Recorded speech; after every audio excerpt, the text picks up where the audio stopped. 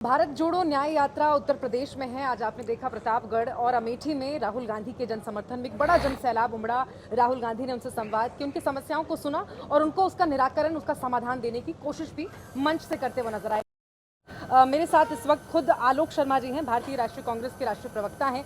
इनसे चर्चा करेंगे और समझेंगे इस तरह का जो जनता का हुजूम है, क्या अनुमान था कि इतनी बड़ी संख्या में लोग पहुंचेंगे और खास तौर पर युवा जितनी बड़ी संख्या में पहुंच रहे हैं। आपको क्या लगता है इसके पीछे वजह क्या है सबसे ज्यादा? देखिए मीनाक्षी, 10 साल से जिस तरह से युवाओं के साथ अन्याय हुआ और जिस तरह के नारे मोदी सरकार आने से पहले दिए गए 2014 में, बहुत हुआ युवाओं पर, बहुत ही युवाओं पर मार, अब की बार मोदी सरकार, और उसका विपरीत हुआ। आज हालत ये है कि ना एनसीआरबी के आंकड़े आते हैं, ना युवाओं को रोज़गार मिलता है। आज देखिए कि मिडिल क्लास का जो बच्चा अग्निपथ में जाता था, बैंकिंग में जाता था, रेलवेज़ में जाता था, वहाँ सब जगह एसएससी, यूपीएससी, सब जगह वैकेंसीज़ घटा दी गई हैं। युवा बहुत बुरी तरह से परेशान है और युवा को न्याय दिलाने के लिए आज हमने देखा, सुना बहुत था कि अमेठी की जनता माननीय राहुल गांधी को एक परिवार के सदस्य के रूप में मानती है, लेकिन आज जिस तरह से देखा तो वास्तव में लगा कि अमेठी का जो परिवार है माननीय राहुल गांधी जी का, वो उनसे कितना प्यार करता है।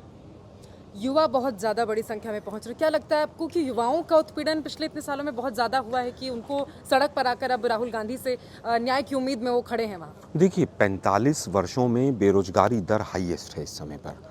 20 से 24 वर्षों में 48% बेरोजगारी दर है। अपने आप में ये ऐसा आंकड़ा है जो किसी भी देश को, जिसमें 140 करोड़ लोग हों और उसमें युवाओं की आबादी बहुत ज़्यादा हो, अपने आप में अलार्मिंग है। आज वो हिंदू मुस्लिम करेंगे, डिवाइड एंड रूल करेंगे, रोज़ ध्यान भटकाएंगे, लेकिन असली जो मुद्दा है कि युवाओं को रोज़गार आप नहीं दे पा रहे हैं। युवा आज पूरी तरह से तड़प रहा है। अग्निपथ पे 1.5 लाख युवाओं को अपॉइंटमेंट लेटर मिलने के बाद उनकी ज्वाइनिंग नहीं होती है। किस तरह से आज तमाम जो रिक्रूटमेंट्स हैं वो रुकी पड़ी हैं, तो पूरी तरह से कॉर्पोरेट सेक्टर हावी हो गया है। किस तरह से अडानी और अंबानी प्राइवेटाइजेशन की तरफ बढ़ते चले जा रहे हैं, और यही गुजरात मॉडल था। गुजरात में भी सबसे पहले गुजरात की पुलिस को इस व्यक्ति ने, जो आज देश के प्रधानमंत्री बने बैठे हैं, इन्होंने स्वयं गुजरात की पुलिस को प्राइवेटाइज किया था, कॉन्ट्रैक्ट पे लिया था। तो पूरी तरह से एक व्यापारी सरकार चल रही है जो अपने बड़े उद्योगपतियों के कर्जे माफ़ करती है। युवाओं को रोजगार के नाम पर इनको पूरी तरह से इनकी जुबान बंद हो जाती है।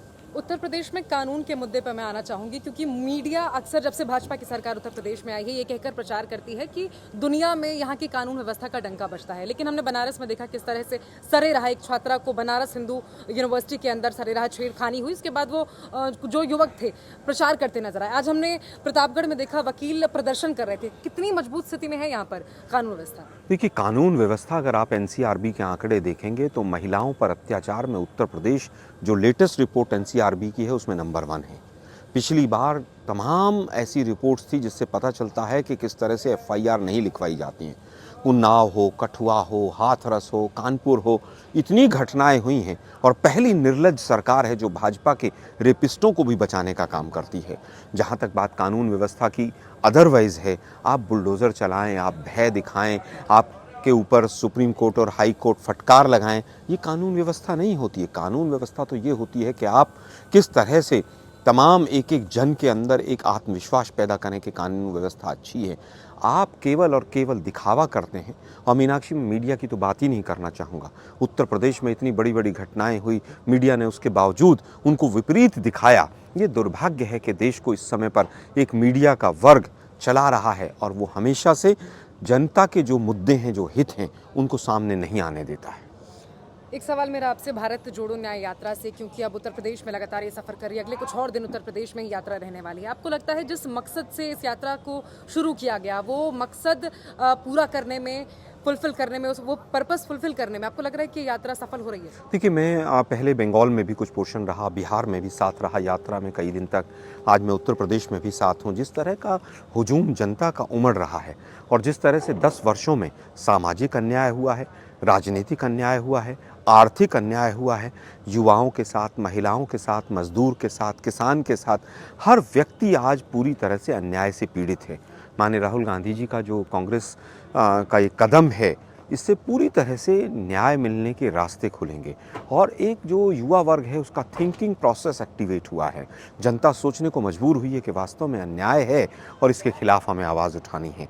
आज जिस तरह से माननीय राहुल गांधी जी ने तमाम आंकड़ों के साथ बताया कि समाज में किस तरह से विभाजन किया है इस सरकार ने, किस तरह से विदेश नीति हो, चाहे कोई भी नीति हो, चाहे हमारे फौजी हों, चाहे अग्निवीर हों, चाहे ऐसे युवा जिनको 3-3 4-4 साल तक वो तैयारी करते हैं, फिर पेपर लीक हो जाता है और उनको बचाने का काम इस सरकार करती है। राहुल गांधी जी ने तमाम उन विषयों को उठाया है जिनसे ये सरकार डर कर दूर भागती है। बहुत शुक्रिया। न्याय का हक मिलने तक।